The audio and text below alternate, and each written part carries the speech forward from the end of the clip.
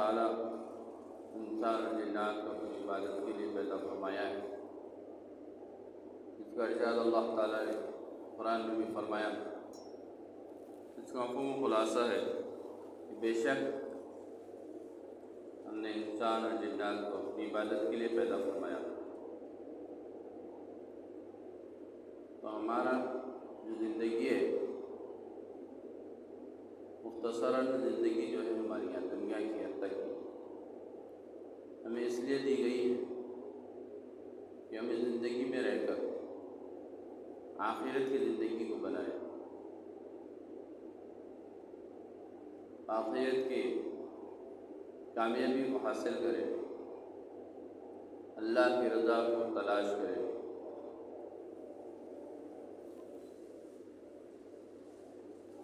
اللہ کے حکم کے بغیر کوئی چیز کچھ نہیں ہے،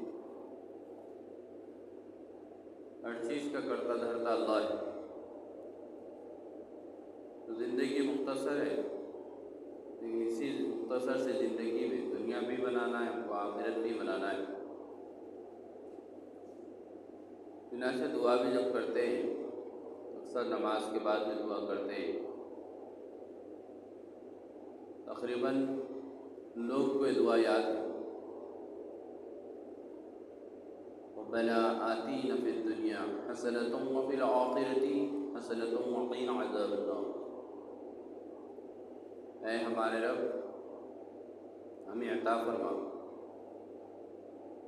فی الدنیا، دنیا میں بھلائی، وفی الآخرۃ اور آخرت میں بھلائی عطا فرما، اور آگ سے ہماری حفاظت فرما، اور آگ کا جو عذاب ہے اس آگ کے عذاب سے اللہ ہماری حفاظت فرمائے۔ یہ دعا ہم ہمیشہ پڑھتے رہتے ہیں، چاہے حافظ ہو یا حافظ نہیں ہے، پڑھنے بھی نہیں آتا، لیکن اس کو بھی یہ دعا یاد رکھیں، کیونکہ اکثر نماز کے بعد یہ دعا ہم پڑھتے ہی ہیں۔ امام صاحب نماز کے بعد یہ دعا ضرور پڑھتے ہیں، روزانہ ایک مرتبہ سے بھی دعا پڑھی جاتی ہے، ربنا آتینا فی الدنیا حسنۃ وفی الآخرۃ حسنۃ وقنا عذاب النار۔ اے ہمارے رب ہماری دنیا میں بھی بہتری عطا فرما، اے اللہ ہماری آخرت میں بھی بہتری جو ہمارے حق میں بہتر ہے وہ ہمیں عطا فرما، عذاب جو ہے جہاں آگ کا عذاب ہے اس سے ہماری حفاظت ہو۔ یہ ترجمہ ہے اس کا۔ تو اللہ تعالیٰ اس دعا کے ذریعے سے اس آیتوں میں ہم کو یہ بتا رہے ہیں کہ دنیا کی بھی بھلائی تم کو ملے گی، آخرت کی بھی ملے گی۔ کب ملے گی؟ جب ہم اللہ کے احکام پر عمل کریں گے، جب اللہ کے رسول صلی اللہ علیہ وسلم کے احکام پر عمل کریں گے تو آخرت تو بعد میں، پہلے دنیا کا تذکرہ اللہ تعالیٰ نے ان آیتوں میں فرمایا ہے، دعا کے اندر پہلے دنیا کا نام دیا اللہ تبارک و تعالیٰ نے، پھر اس کے بعد آخرت، کیونکہ دنیا پہلے ہے پھر آخرت ہے۔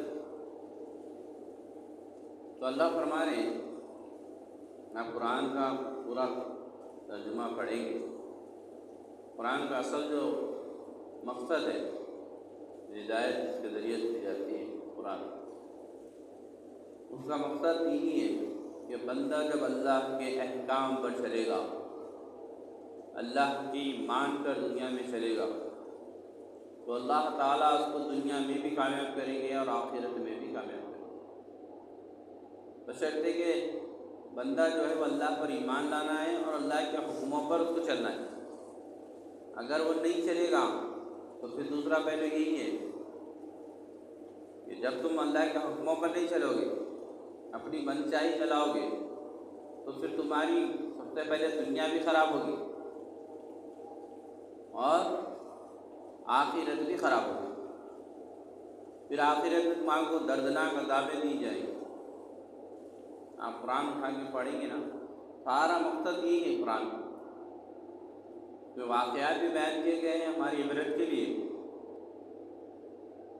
دوسرے پیغمبر جو دنیا میں آئے تھے، دوسری امتیں جو آئی تھیں ہم سے پہلے، وہ لوگ جو حکموں کو چلے اللہ کے، تو اللہ نے ان کو کیسے کامیاب کیا ہے دنیا کی حد تک، پھر آخرت میں ان کے لیے انعامات رکھیں وہ الگ، اور جو حکموں پر نہیں چلے اللہ کے، من چاہی کریں، اللہ کو نہیں مانیں، اللہ کا انکار کرے یا اللہ کے حکموں کو چھوڑ دیے، منمانی کرنا جب شروع کرے، تو پھر اللہ تعالیٰ نے ان کو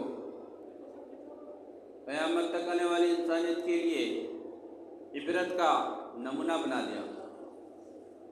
دنیا میں ان کو عذابوں کے ذریعے سے ہلاک و برباد کیا، اور پھر آخرت کے عذابات کے لیے الگ سے گنجائش رکھی ہوئی ہے۔ اگر یہ دو چیزوں کو ہم سامنے رکھ کر ہم زندگی گزاریں گے تو کسی کے بولنے کی ہم کو ضرورت نہیں ہے، کیونکہ قرآن میں خود اللہ تعالیٰ نے ہر چیز کو بیان فرما دیا ہے۔ اللہ کے حکموں پر چلنا بہت ضروری ہے، چاہے دن ہو یا رات ہو، تنہائی میں ہو یا محفل میں ہو، غم کے حالات میں ہو یا خوشی کے حالات میں ہو، ہر حال میں ہم کو اللہ کے حکموں پر چلنا ہے۔ اس وقت میں اللہ کا کیا حکم ہے، بس وہ حکم کو ماننا ہے، اس پہ عمل کرنا ہے نبی صلی اللہ علیہ وسلم کے طریقوں کے مطابق، تو پھر ہم کامیاب ہیں۔ ہماری کامیابی کو کوئی روک نہیں سکتا، نہ دنیا کی کامیابی کو روک سکتا ہے، نہ آخرت کی کامیابی کو روک سکتا ہے، بشرطے کہ بس دیکھنا ہے کہ اس وقت میں اللہ کا کیا حکم ہے، اس وقت میں اللہ کا کیا حکم ہے وہ دیکھنا ہے۔ اس کو دیکھیں گے کامیابی مل جائے گی آپ کو، اگر نہیں دیکھیں گے پھر اپنی چلائیں گے تو پھر دستور ہے، سوال کا جواب صحیح دیں گے تو کامیاب ہوں گے، سوال کا جواب اگر غلط دیں گے یا سوال کا جواب نہیں دیں گے تو پھر آپ ناکام ہوں گے۔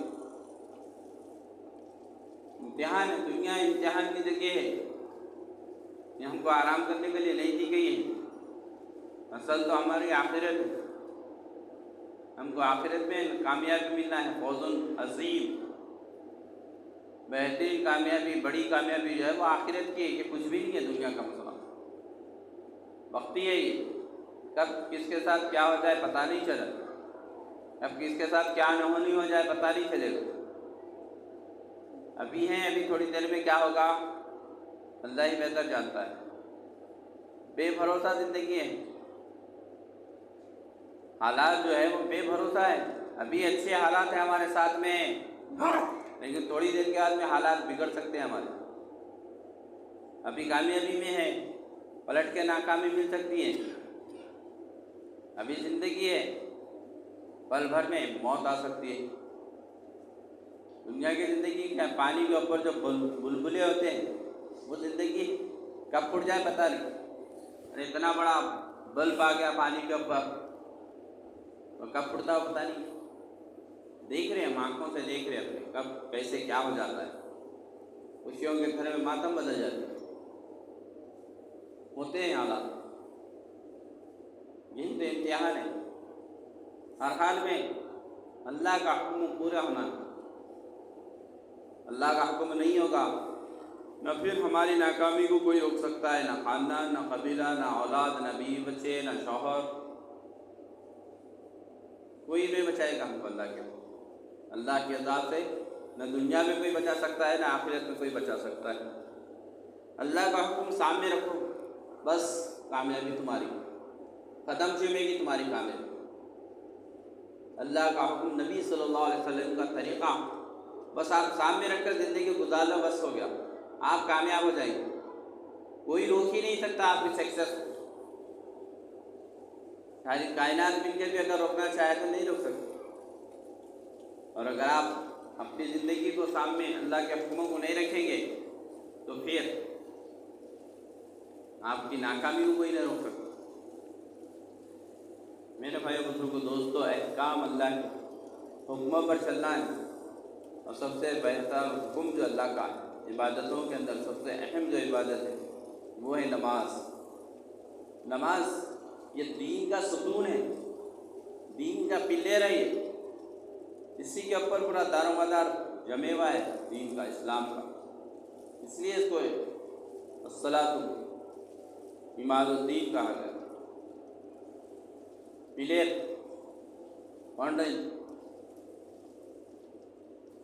بہترین اور مضبوط پلر ہے اسلام کا، اسی کے اوپر بنیاد ہے، بنیادی اصول جو ہے اسلام کے، اس میں سے ایک ہے نماز، جس سے آپ غفلت بڑھتی جا رہی ہے، بہت غفلت ہو رہی ہے، پڑھنے والوں سے بھی ہو رہی، نہیں پڑھنے والوں سے بھی ہو رہی۔ اللہ کے نبی نے جب فرما دیا کہ بھئی نماز دین کا ستون ہے تو بس ختم، اب اس ستون کی حفاظت کرنا آپ کی ذمہ داری ہے۔ پلیئر مضبوط رہے گا، دین مضبوط رہے گا، اگر پلیئر کمزور پڑ گیا تو پھر دین کبھی بھی اکھڑ سکتا ہے آپ کے پاس۔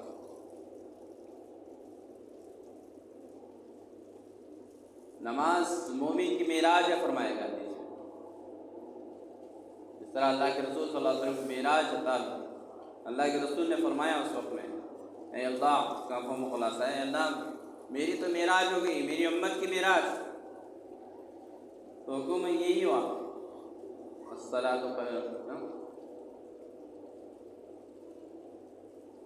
معراج المومنین، نماز جو ہے وہ مومن کی معراج ہے۔ آپ کو اللہ سے ملنا ہے، آپ نماز کے لیے کھڑے ہو جائیے، اللہ سے ملاقات۔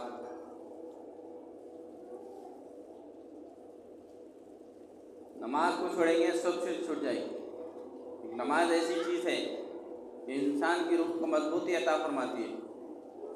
جب تک بندہ نماز میں رہتا ہے، بندے کی اور نمازی کے درمیان، اللہ کے اور نمازی کے درمیان کے تمام جو پردے ہوتے ہیں وہ پردے ہٹ جاتے ہیں۔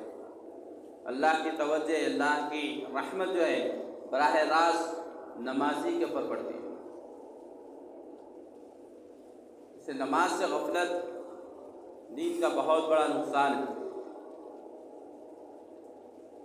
نماز سے غفلت دین کا بہت بڑا نقصان ہے، اور اکثر نقصان ہم خود کر رہے ہیں، تھوڑی سی بے توجہ برت کر توجہ نہیں دے رہے دین کے اوپر، نماز کے اوپر توجہ نہیں دے رہے، فکر نہیں ہو رہی ہماری نماز کے اوپر، مسجدیں ویران ہو رہی ہیں، بستیاں ویران ہو رہی ہیں، ہم کو پتہ ہی نہیں کس وجہ سے ہو رہی ہے۔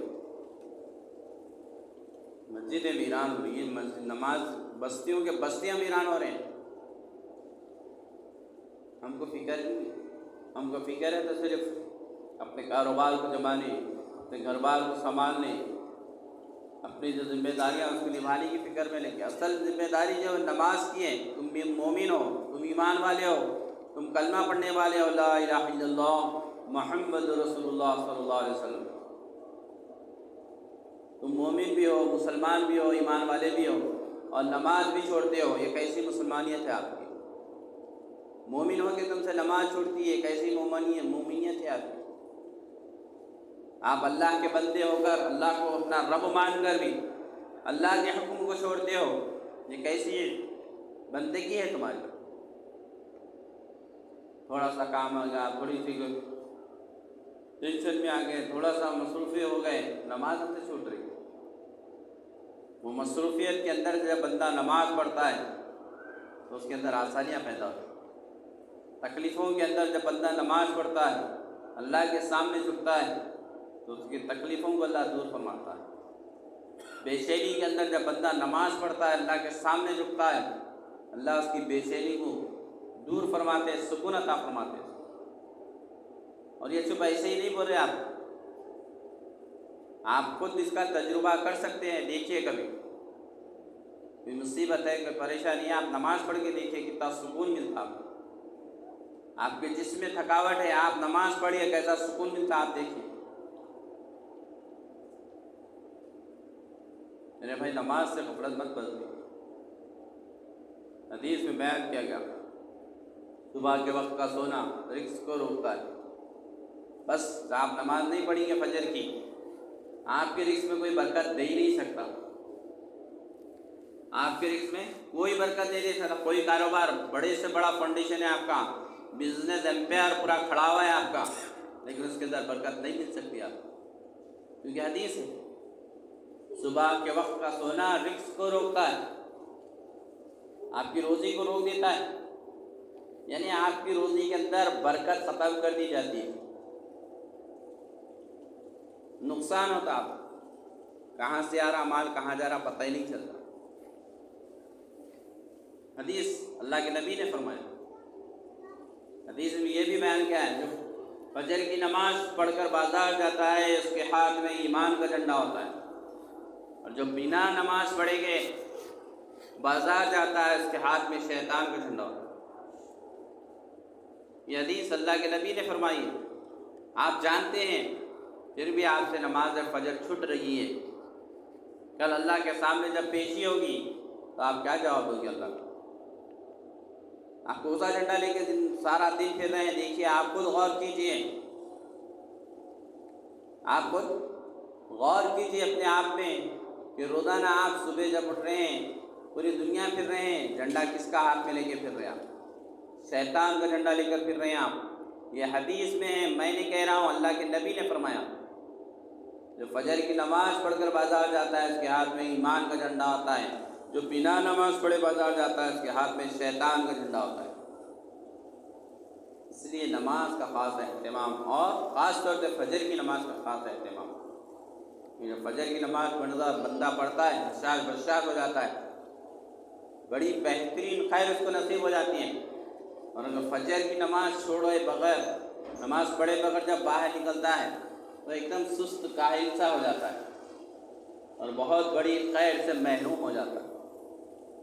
اس لیے آپ تمام سے ادب گزارش کی جاتی ہے، چاہے وہ مرد ہو یا عورت ہو، جوان ہو، بوڑھا ہو یا بچہ ہو، کہ فجر کی نماز مس مت کیجیے۔ آپ نماز سے کون سی بھی مس نہیں کرنا ہے، نماز سے کون سی بھی نہیں چھوڑنا ہے، خاص طور سے فجر کی نماز تو چھوٹنا ہی نہیں۔ زندگیوں میں، کاروبار میں، ہر چیز میں برکت جو ہے فجر کی نماز سے، اور اکثر وہیں پر ہم سے غفلت ہو رہی ہے۔ الحمدللہ ہم پڑھ رہے ہیں، قرآن بھی پڑھ رہے ہیں، نماز بھی پڑھ رہے ہیں، ذکر بھی کر رہے ہیں، خیر خیرات بھی کر رہے ہیں، تمام اچھے کام بھی کر رہے ہیں، لیکن کمزوری کہاں آ رہی ہے ہماری؟ تو فجر کی نماز کے لیے کمزوری آ جائے، خاص طور سے کمزوری آ جائے۔ تو اس کے اوپر توجہ دیں، ہر ایک جنا توجہ دیں۔ ماں باپ اپنی اولاد کے اوپر توجہ دے، اولاد اپنے ماں باپ کے اوپر توجہ دے، پڑوسی اپنے پڑوسی کے اوپر توجہ دے، ایمان والا دوسرے ایمان والے کے اوپر توجہ دے کہ فجر کی نماز اس کی نہ چھوڑے۔ فجر کی نماز کی بہت بڑی تاثیر ہے، بہت بڑی خیر ہے فجر کی نماز کے اندر۔ ہم مصروف ہو جا رہے ہیں، ہم اس چیز سے محروم ہو رہے ہیں، سب کچھ کر رہے ہیں، لیکن فجر کی نماز میں غفلت جو برت رہے ہیں، اس سے بہت بڑا نقصان ہمارا ہو رہا ہے۔ ابھی تو فی الوقت دنیا کا ہو رہا، مرنے کے بعد جب اللہ کے پاس جائیں گے، آخرت کا جب منظر آئیں گا سامنے، تو وہاں پر تو اور زیادہ ہوں۔ تو یہ اعتبار سے کوئی بھی آپ کی ہیلپ کر دے سکتا ہے، لیکن آخرت میں کوئی ہیلپ کرنے والا نہیں ہے۔